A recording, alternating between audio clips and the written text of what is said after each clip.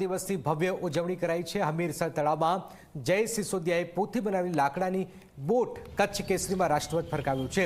લાકડાની બોટ તેમજ police પેટ્રોલિંગની speed બોટમાં રાષ્ટ્રધ્વજ ફરકાવ્યો હતો। ભુજના પ્રખ્યાત પતંગબાજ જયેશભાઈ સિસોદિયાએ 4 ફૂટ લાંબી અને 1.5 ફૂટ પહોળા લાકડાના જહાજમાં રાષ્ટ્રધ્વજ ફરકાવી ધ્વજવંદન કર્યું હતું।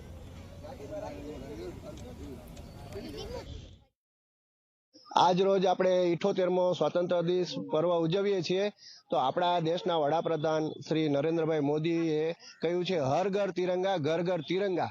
તો એને અનુલક્ષીને અમે લોકો આજે અમારા ભુજના હૃદય સમા હમીરસર તળાવની અંદર 2 બોટોમાં તિરંગા લઈ અને એમને અમે આમાં ફ્લાઇંગ કરાવીએ છીએ અને ફરાવીએ છીએ પબ્લિક માટે। એટલે અમે રોજ પેપરમાં વાંચતા હતા કે ઘર ઘર તિરંગા હર ઘર તિરંગા।